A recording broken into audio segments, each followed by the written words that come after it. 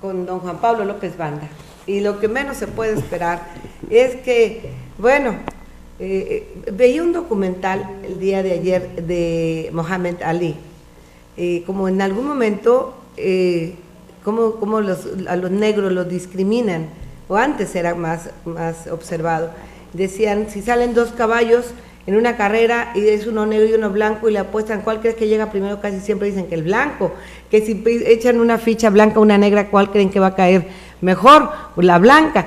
No sé por qué, el caso es que las casas blancas, la Casa Blanca de Washington, las casas, todo esto blanco, ha dado mucho revuelo últimamente en el ámbito político, porque también después de nuestra Casa Blanca, del presidente Enrique Peña Nieto, que espero que nos esté viendo y lo saludamos también.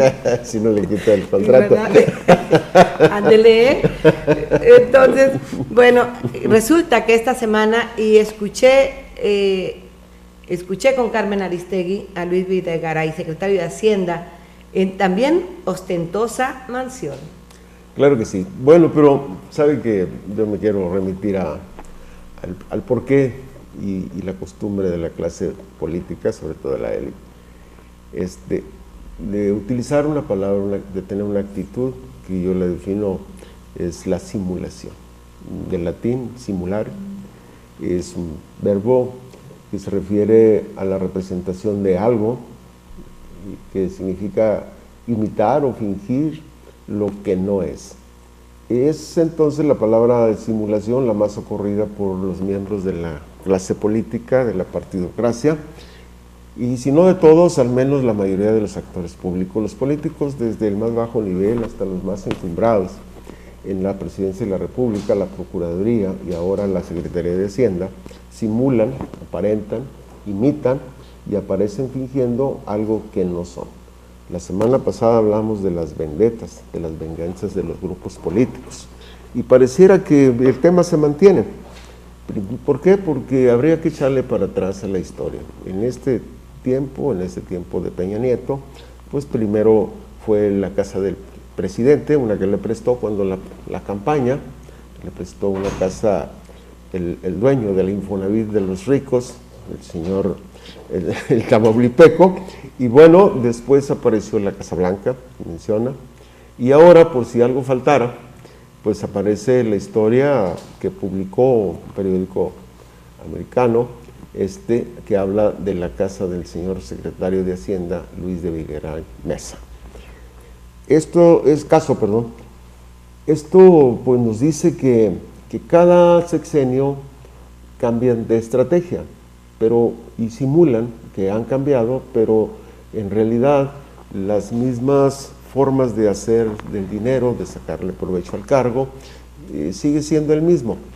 Y yo le quiero mencionar que, por ejemplo, y precisamente para ampliar un poco lo que hablamos de la semana pasada de las venganzas, quiero citarle que, por ejemplo, en el tiempo de Vicente Fox, cuando simuló que gobernó este país, ¿sí? Se habló, Wall Street Journal. El New Journal, sí. Cuando Fox, que como le digo, que compró su casa a Grupo IGA. Exactamente. Cuando Fox estuvo en la presidencia, formaron dos patronatos o dos fundaciones. Una, la Fundación Fox, y la otra, y la esposa, lo que le llamó Vamos México. Vamos México. Y en aquel tiempo, bueno, se habló de que hubo una malversación de recursos. A nombre de los hijos de ella, a nombre de... Sí. Por casi 400 millones de pesos. ¿Y qué ocurrió? Bueno, pues la acusación más directa fue que la señora y los hijos o hijastros del señor presidente, en aquel tiempo, resulta que cobraban moches, conseguían contratos, ¿sí? Y favorecían a los amigos a cambio de que ese moche se disfrazara un poquito, se simulara de ser una aportación a la Fundación Fox o a la Fundación Vamos México. Estas dos situaciones nos ubica que en aquel tiempo los priistas buscaron la forma de vengarse, y fue un diputado priista quien llevó el asunto al Congreso, porque debo decirle que, de acuerdo al artículo 93, contradiciendo lo que recién dijo el señor director o el jefe de la Auditoría Superior, en el sentido de que este era un asunto de particulares y que no se podía investigar. Bueno, pues en aquel tiempo, si mal recuerdo, en el 2005, en el 2002 primero se intentó y se subió un punto de acuerdo para que se abriera la investigación sobre esas aportaciones, sobre esos moches que en aquel tiempo era evidente se estaban dando y que nos decía a todos los ciudadanos que algo estaba ocurriendo. Fue el diputado priista Jorge Chávez Pres quien solicitó la investigación para determinar las transferencias que le menciono del gobierno, incluso del gobierno federal, hacia la Fundación Vamos México y el Centro de Estudios Fox. En aquel tiempo la respuesta de los diputados panistas fue que no se podía investigar. Sin embargo, el diputado priista insistió y consiguió que se abriera la investigación. Ahora, en los tiempos actuales, resulta que el tema de la Casa Blanca y la casa del ahora secretario de Hacienda, los priistas dicen no se puede investigar porque es un asunto de particulares. Y, curiosamente, ahora un diputado del PT es el que abre, busca y sube el punto de acuerdo para que, basado en el artículo 93, ¿sí?, se investigue y se llegue al fondo de esa forma de cohecho o de soborno, más directamente, del que hace el tamaulipeco, el empresario, el propietario de IGA, que yo lo considero que es como el Infonavit de los ricos, porque él financia las casas, de los, lo malo es que de los muy altos pocos tenemos funcionarios. acceso. Obviamente, usted tendrá que ir al Infonavit, pero si solamente que fuera secretario de Hacienda, presidente, entonces podría conseguirse un financiamiento de esa inmobiliaria IGA. El artículo 93, me permito leerle, dice: compete a la Cámara de Representantes el derecho exclusivo de acusar ante la Cámara de Senadores a los miembros de ambas cámaras, al presidente y el vicepresidente de la República, a los ministros de Estado, a los miembros de la Suprema Corte de Justicia, al Tribunal de lo Contencioso. Esa es la manera de hacer que se suba y que se abra la investigación para... A ver, ¿el Contralor General de la República es Fuad Khoury Zarza? No, el de la auditoría, el señor, el secretario de la Auditoría Superior de Hacienda, de la auditoría, es Juan Manuel Portal Martínez, de la Auditoría Superior de la Federación. Fue quien dijo que esto era un asunto de particulares. Luis de Videgaray Caso aseguró que todo está en orden y que no renuncia, ni mucho menos venderá su casa, ¿sí?, porque dice que él la compró en más de 7 millones de pesos y que este es un asunto que está concluido, que no hay nada que ocultar, que lo declaró en su tiempo. Que es de su esposa, que no era secretario, que fue en octubre, él entró hasta diciembre, no estaba empleado, o sea, no tenía un empleo seguro. Sin embargo, si usted entra a internet puede conseguir una grabación que le hicieron, que difundió, si no fue Monreal, del PET, Movimiento Ciudadano, del PRD.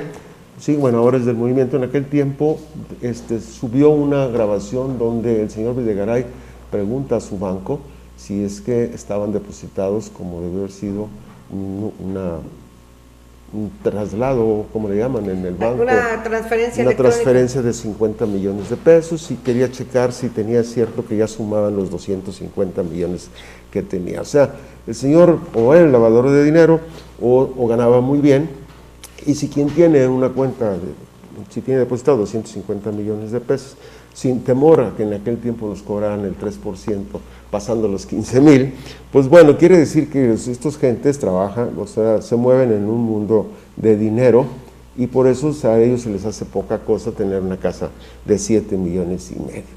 Pero bueno, ¿qué es lo que va a ocurrir? No va a ocurrir nada, señor. Lamentablemente, como le digo, en el tiempo de Vicente Fox, ¿qué se consiguió?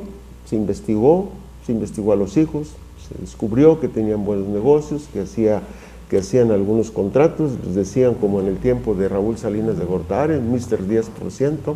Entonces, los hijos de Fox realizaron esos negocios.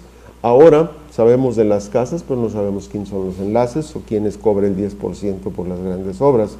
De tal modo que la situación es lamentable, porque en este país no cambia. Fíjese, yo leí, para hacer una referencia, en el caso de un país como China. En China, en el 2013 fue sentenciado a pena de muerte a un funcionario, una especie de vicealcalde. Este hombre... Un vicepresidente, sí. Y del 2003 al 2011 resulta que obtuvo recursos por $2,5 millones y que es lo que hacía, ayudar a terceros a conseguir contratos a cambio de sobornos, y con eso fue sentenciado a pena de muerte, algo que en nuestro país pues está muy lejano de ocurrir, con todo y las noticias que están saliendo y todos los temas que se están mencionando. En nuestro país, desgraciadamente, no va a ocurrir nada, no ocurrió nada con el asunto de Vicente Fox y su señora esposa y los hijos, tampoco se va a conseguir nada ahora que el diputado Huerta ha conseguido que se investigue al presidente Peña Nieto, su esposa y su secretario de Hacienda. No va a ocurrir nada porque solo se simula, se finge que se combatirá la corrupción, cuando en realidad solo son vendetas, simples venganzas entre grupos de élite del poder de nuestro país. Así es que, lamentablemente, que nos toca verlos, hablar del mundo de dinero en el que se mueven y saber que, bueno, él podrá, porque todos los funcionarios siempre tienen una coartada. Si un presidente municipal de un pueblo chico como el nuestro tiene una coartada diaria para salir adelante de las situaciones o para justificar los desvíos o los saqueos, que no tendrá un presidente de la República o un hombre tan habilidoso como es el secretario de Hacienda, que inmediatamente justificó, ¿sí? Salió a dar la cara, y resulta, bueno, pues que él, igual que la esposa del presidente, tiene muchos años trabajando. Él no trabaja en Televisa, pero gana lo suficiente para comprar esa y de otras casas. ¿A quién? Bueno, pues solamente con el Infonavit de los ricos, como es el empresario tamaulipeco, puede otorgarles ese tipo de créditos. Ay, don Juan Pablo, no le digo. Usted cargue sus muertos, señor mío. Desde luego que sí. Bueno, bajando al estado, no sé qué traiga usted. Salí a México a trabajar. Sí, porque no me enteré. Yo vivo de mi trabajo y de hobby. Y de hobby hace esto. Me divierto, sí, me divierto. Bueno. Vaya que lo gozo, ¿eh? Bueno, déjeme comentarle, el día de ayer, usted estará enterado también, por supuesto mejor que yo, que se llevó a cabo una reunión, una convención del Estado de priistas, en donde esperaban que inclusive ya hubieran designaciones. Aparentemente el PRI, mira, ahí estamos viendo la cantidad de gente reunida. Aparentemente el PRI va a ser por designación, otros le llaman dedazo. Mire, esa foto, no sé si podamos hacer por ahí un close-up. Bueno, ahí están arriba los líderes de diferentes corrientes, obviamente el presidente del partido nacional, estatal, los de diferentes corrientes priistas, que son la fuerza política. Pero en la foto que está abajo, no sé si la podamos ver, y mire, es interesante ver a todos aquellos, o bueno, a la mayoría, déjeme decirle que la mayoría de los anunciados, ahí estamos viendo, mire, ahí precisamente en esa foto de abajo, le quiero comentar esta foto. Bueno, puede usted ver, están aquí, mire, está uno de los señores Valladares, sigue Salomón Rosas, sigue el piloto Jesús Ramírez Estabros, el secretario de Gobierno Cándido Ochoa, el señor que estuvo aquí con nosotros, ¿cómo se llama? Bueno, ahorita me acuerdo. Salomón Rosas. Martel. Era una lista de todos. José Ramón Martel, a un lado Galindo, que por cierto, el día de ayer ya se destapó, ya dijo sí, y dijo sí aspiro, y sí voy sí voy a la contienda. Galindo dicen que, Bueno, fue el último que abandonó, de hecho, el lugar. Ahí está Enrique Galindo Ceballos. Está también Elías Dip Ramé, el secretario de Educación, y bueno, Calolo. Así que todos los aspirantes a gobernador ahí estaban presentes. Pues ese era el objetivo, hacer una previa, ver cómo anda cada quien. Pero no hubo tal destape.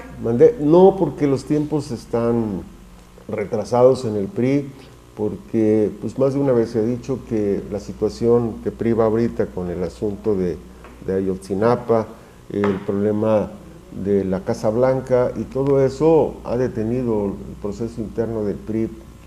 ¿Por qué? Por una razón. A quien salga ahorita a escena como candidato o precandidato del PRI va a recibir o va a compartir los golpes que está recibiendo el presidente, de tal modo que es de esperarse que una vez que se supere esta situación o a la gente se le olvide, entonces allá como en enero, sí, hablaremos ya de que los priistas... Dio fecha, cuando menos dijo que en enero. Exactamente, sí, así está contemplado, y ese retraso se debe precisamente, si no ha surgido lo de Ayotzinapa y no ha surgido lo de las Casas Blancas, en este momento el PRI, que siempre madruga, porque el que madruga Dios le ayuda, ya estuviera incluso con candidatos.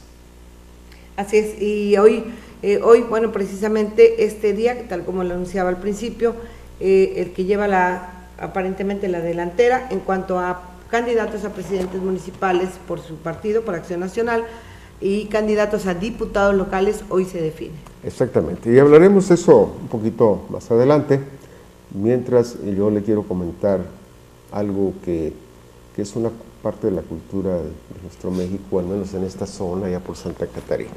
Y vamos a hablar de los petats. Al final está relacionado. ¿Petats de muerto? Está relacionado porque precisamente todos estos aspirantes diariamente lanzan petates. Petate del muerto porque dicen que van adelante en las encuestas, que ya tienen amarrado, que ya el presidente les sonrió, que les hizo ojitos, que ellos son los más cercanos, los más favorecidos, y son exactamente eso, petates.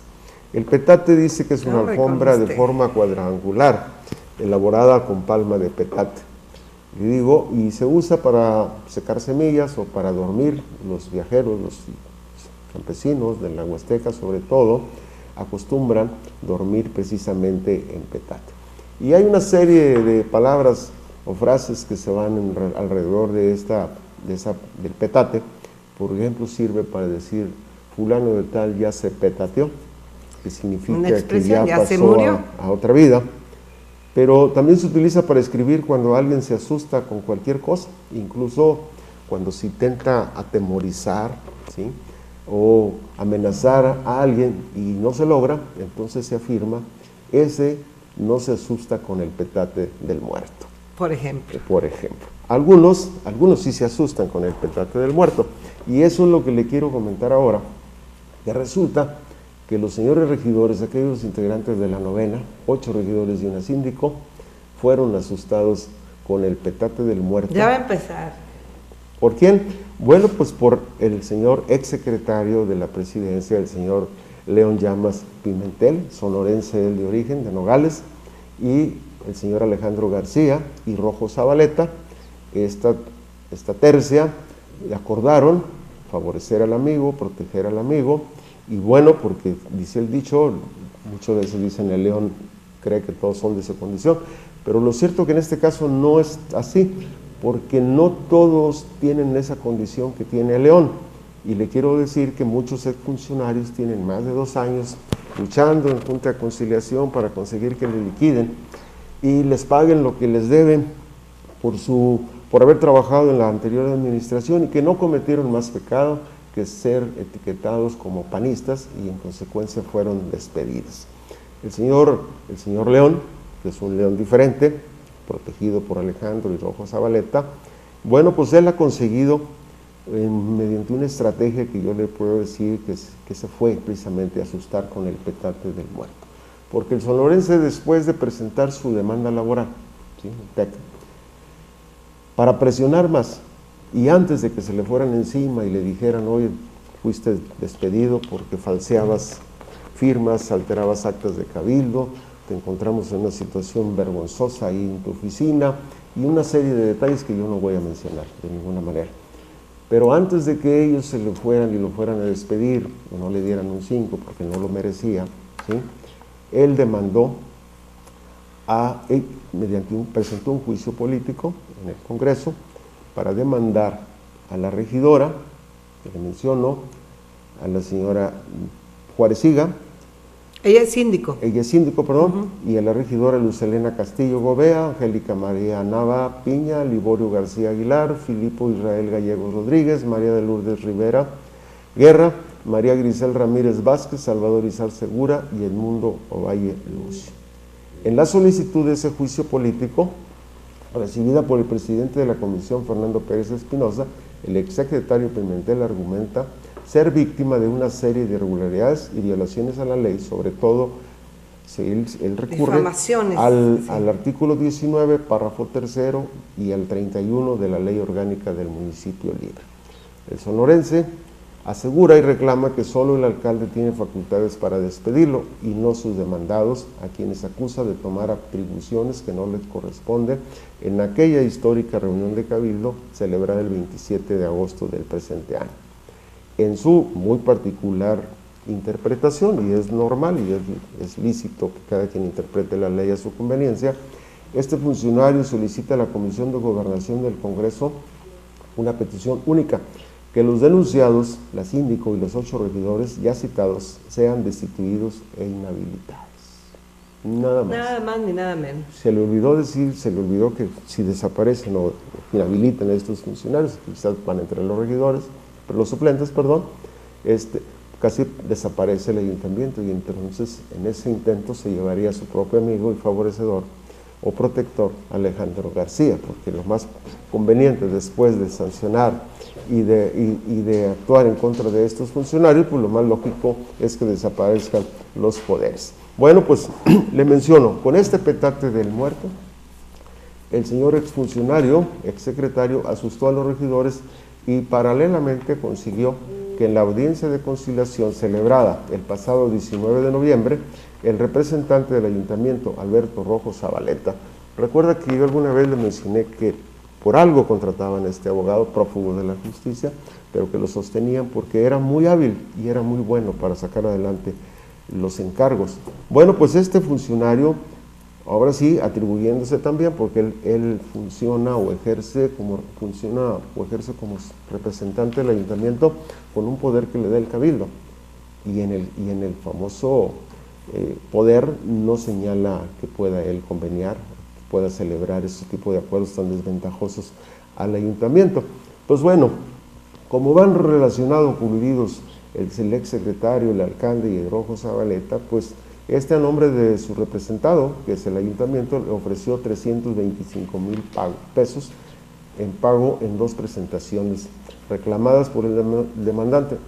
Una de ellas se venció el 12 de diciembre, ¿sí?, el Día de la Virgen de Guadalupe, y el resto, 200,000, se debe cubrir el 27 de febrero del próximo año 2015. Y lo asunto es que fue más allá, consiguió que de no cubrirse esos pagos en las fechas pactadas, se le paguen 1,250 pesos diarios por costos de mora. Bueno, eso es lo que dijo. Sí consiguió que se le paguen 1,250 pesos diarios por no mora. Porque se le pagaron a los 12, se le pagó el mero día 12. Sí, de modo que el alcalde con eso salvó al pueblo de pagar los 1,250 pesos diarios. Imagínese usted ese tipo de... ¿Le pagó todo? Le pagó los 125 vencidos y el otro está pactado, como le digo, para el próximo año, ¿sí? Y bueno, pues el sonorense, todos sabemos, o al menos los que estamos enterados, no de la versión oficial, pues cometió ilícitos, alteró actas, falsificó firmas, atentó contra la moralidad, que sí la hay, que sí la tiene el honorable ayuntamiento con H, al cometer actos nada pundorosos. Fue despedido por la causa escrita de una manera muy decente. El señalamiento fue la pérdida de confianza, y su amigo, el alcalde, maniobró para favorecerle con ese premio de 325,000 pesos, que obviamente no pagará el alcalde de su bolsa, no lo pagarán los regidores tampoco, no lo pagará Rojo Zabaleta, sino lo pagaré usted y todos los contribuyentes, que le dieron como como diríamos, encargo, ¿y yo por qué? que le dieron como encargo que el actual alcalde, el señor Alejandro García Martínez, administre a su arbitrio los dineros de los ciudadanos. Pues bueno, pero se supone que fue una decisión colegiada. Esto no nada más recayó en la responsabilidad del presidente. Una decisión de este tamaño tuvo que ser consensada. Por eso mismo que están ahora demandando, y que fue quienes autorizaron. Mire, se dijo, fue una declaración del presidente que estaba solicitando 750,000, pero que había un arreglo satisfactorio para ambas partes y que ahora sí que se lo dejaba más baratito. Exacto, sí fue una salvación inmensa, es un sacrificio, un logro máximo que debe repetirse con el caso de Margarito Ortiz, que también ya se activó y está metiendo problemas. Si usted fue a la reunión de Cabildo pasada, muchos periodistas o empleados de la presidencia que funcionan como periodistas fueron invitados a desalojar la sala porque iban a hablar del caso Margarito. No entendí por qué se salen los periodistas. Si la reunión de cabildos inició abierta, debió permanecer en ese sentido. Vaya ignorancia, embargo, no sé si alguien no les ha explicado. No es ignorancia, señora, es sumisión, es obediencia, porque trabajan allí, cobran allí, y lo menos que pueden hacer es obedecer a la invitación. No tan solo de los medios de comunicación, sino de los integrantes del cabildo, porque una sesión de cabildo que se inicia, como usted bien lo dice, de manera abierta, no pueden decidir en ese momento, ¿qué creen? Ahorita queremos cerrar la casa ya. Está fulano de tal aquí y no queremos que escuche, en ese momento la declaramos privada. Exacto. En todo caso, yo hubiera pospuesto el punto, se cita para mañana una reunión privada, y asunto arreglado, pero el asunto es la clara ignorancia de todo el mundo, a mí se me hizo muy raro. Hay una curiosa, no sospechosa, porque no vamos a hablar de eso, de actitud de algunos sospechosismo, regidores, de algunos regidores que fueron invitados a participar en la feria. Algunos les dieron algunas prebendas, a uno le auspiciaron un evento charro y les dieron apoyo para sus negocios. ¿Sacaron algún provecho? No creo, porque la ley lo impide. Se habla de que les dieron un bono navideño especial para que disfrutaran su Navidad en la familia. El caso es de que si no se les dio el bono, si no recibieron esa prebenda, pues entonces la pregunta quedará al tiempo. ¿Recibieron algún dinero extra a cambio de ceder y permitir que Rojo Zabaleta firmara un convenio tan desventajoso al ayuntamiento y a sus representados? ¿O simplemente, como dije al principio, se asustaron con el petate del muerto, como es la solicitud de juicio político, o sintieron que su salario y prebendas que recibirán hasta la conclusión de este periodo estaba en riesgo? Esa es la actitud de los regidores. Solamente ellos son los que pueden impedir que se cometa ese tipo de desfalcos o ese tipo de saqueos a la hoja, como dice, a ojos vistos. Porque esa estrategia o ese petate del muerto de presionar a los regidores con un juicio político y amenazarlos de que pueden ser sacados del cargo, y ellos entonces sí se asustaron porque perderían las navidades de año y la próxima, los salarios de aquí hasta la próxima. Entonces, pues sí, efectivamente, vaya que todavía hay gente que se asusta con el petate del muerto. Dice que el domingo pasado el analista López Banda dijo que en el refugio tenemos mejores instalaciones que en Río Verde para eventos como el que tuvimos la fortuna que asistieran personas. Pues sí, se reconoce, y digo, quien lo haya hecho no lo hizo de su bolsa, ¿verdad? Quien lo haya hecho, es cuestión de gestoría, de organización. Eso de las mochadas se mira en todos los niveles. ¿Por qué no creo que no sepan qué porcentajes les den a las constructoras que hacen las obras en Fernández y Río Verde, a los presidentes, y no se diga al diputado federal? Bueno, dice otra persona, me acaba de llegar un mensaje navideño del Elías Dip Ramé, candidato o precandidato a gobernador por el PRI. ¿Cómo ve, señor Ale? Él sabrá quién soy yo. Jiji, pues sí, qué espíritu navideño, jo, saludos. Bueno, pues como les van a llegar muchos y mucha gente lo va a querer y le va bla bla. Esa es la temporada, y bueno, esa temporada se presta precisamente. Y bueno, tendremos que regresarnos a Ciudad Fernández, ¿sí? Y una persona me mandó, el señor Jaime García Méndez me mandó un correo, porque estaba muy molesto, además sorprendido, de una situación que se dio y que generó un candidato, Gildardo Moreno Hernández. Pues resulta que esta persona es conocedora del lenguaje, mis respetos para don Jaime. Él tiene una empresa que se llama de consultoría y don Jaime. Don Jaime. Y en esa empresa, pues él realizó una encuesta para otro cliente. ¿Sí? Y resulta, es su consultoría de dirección. Y resulta que él tiene las preguntas, tiene los resultados de la encuesta, y de pronto dice que, o al menos me mostró, que apareció en una nota publicada en un periódico regional, donde resulta que Gildardo Moreno se apropia de la información y asegura que él superaba con el 10% a su más cercano competidor. Y obviamente pues esto molestó a esta persona, porque para hacer esos trabajos se requiere tiempo y dinero, y no es posible ni tampoco justo que uno de los candidatos se apropie de la información y la maneje como si fuera elaborada esa encuesta a su costo.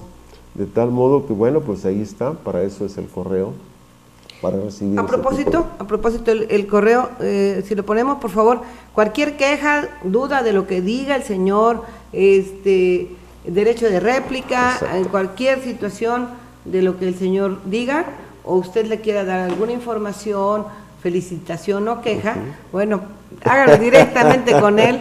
Banda López-56 es su correo electrónico, repito a usted, Banda López-56 @hotmail.com es el correo electrónico, perdón. Exactamente, y en ese correo se recibe todo. Yo he recibido información, no es precisamente un reclamo, sino, bueno, es prudente que algunas personas aludidas digan, oiga, yo tengo una información muy distinta a la suya, si usted a la que usted recibió, sí, a la que usted recibió, porque al final de cuentas yo no invento, ¿sí? Si yo recibo la información y la comento, si existe la evidencia de que haya certeza en eso, y si alguien tiene otra opinión diferente, pues lo más fácil es enviar un correo.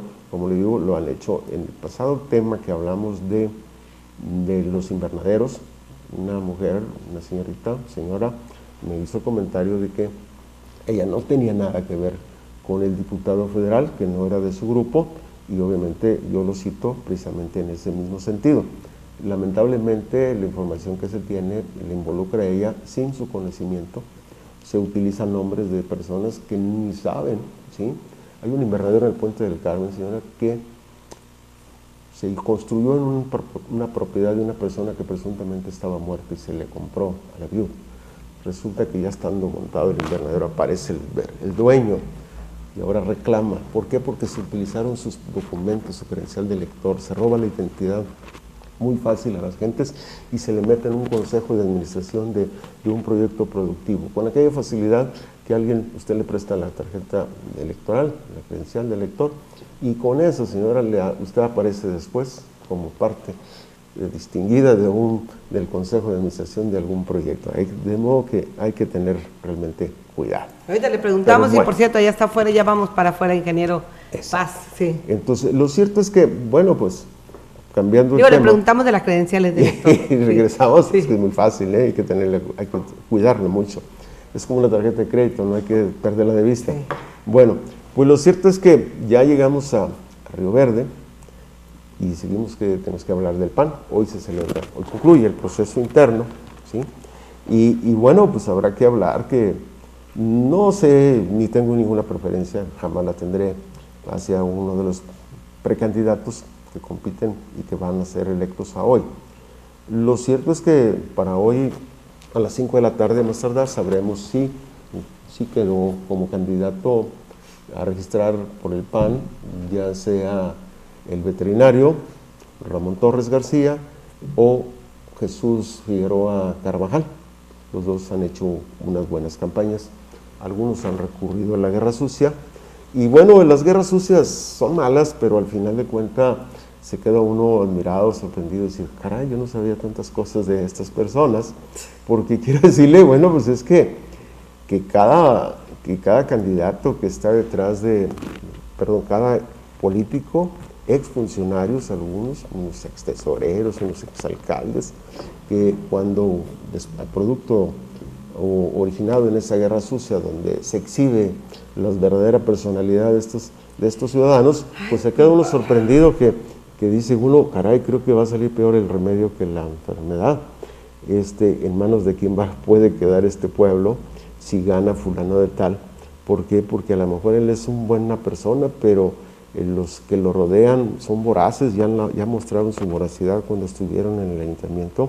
Y bueno, pues la verdad es que ojalá y que los 200 y fracción de consejeros, de panistas con derecho a voto que van a elegir a su candidato el día de hoy, ojalá y sean inspirados, se pongan la mano en su corazón y elijan, si no al mejor. Al menos peor. Al menos peor, señora. ¿Por qué? Porque ¿qué va a ocurrir? Si se está buscando, o cada 3 años, los ciudadanos buscan la otra alternativa para cambiar las cosas que no les gustan de lo que está actualmente, bueno, pues si van a salir de Matehuala para meterse, de Guatemala para meterse a Guatepeor, es un riesgo, ¿eh? De tal modo que esperemos los resultados. Me dicen que a las 5 de la tarde sabremos quién de los dos, incluso de paso sabremos quién va a ser la candidata a diputada local. Entonces, pues para no adelantar vísperas, tendremos que esperar a esa hora para conocer y ya dar con certeza el nombre del quién será registrado para el proceso del primer domingo de junio del 2015. Pues muy amable, don Juan Pablo, gracias por habernos acompañado. Nos vemos la próxima semana. Les recuerdo que nada más estaremos la próxima semana y luego les damos descanso a la gente 2 semanas. Pues vaya que sí, sí, no solamente nosotros, también el auditorio requiere descansar, oiga, aunque muchos gozan, disfrutan cuando se citan cosas que no son comunes, y obviamente vosotros se atormentan y quisieran buscarle una salida o cómo contrarrestar o cómo evitar esas cosas. No la hay. Hay que portarse bien. Los que vienen de candidatos y los que están, tienen que seguir el consejo que viene que dio el filósofo de Güemes, de la mula del tío Chon. Si quieres se la platico o se la dejo para otro día. Pues de una vez. De una vez. Ya nos tardamos bastante, ya que me esperen tantito ahí vamos. Bueno, dice que el tío Chon tenía una mula y en una ocasión le colgó 2 barricas de agua, ¿sí? Y la mandó allá a la labor. Y la mula se fue brincando y moviéndose, y es un tiradero de agua, y quedó, y llegó casi nada a donde la mandaron. Y bueno, esa historia del filósofo Güemes sirvió porque una ocasión un político se le acercó y le dijo, oye, yo quiero entrar a la política, pero no quiero que me golpeen ni quiero quemarme. Dijo, pues haz lo que la mula del tío Chon. Pues resulta que a la siguiente vez, a esa misma mula le puso las barricas, pero las llenó de menudo, hirviéndose. Y entonces la mula salió. Sí, el primer y movida y se engonoteo que se le quema el lomo con el menudo y se quedó quieta y se fue derechita. Pues derechita. Muchísimas gracias por esta fábula. Que puede servirle, a más de uno. Váyanse derechitos. O se van refrescando. Y no se van a quemar. Muchas gracias, Juan Pablo. Voy a mensaje, no le cambie, regresamos. Les recuerdo que yo soy su voz en los medios de comunicación. Volvemos.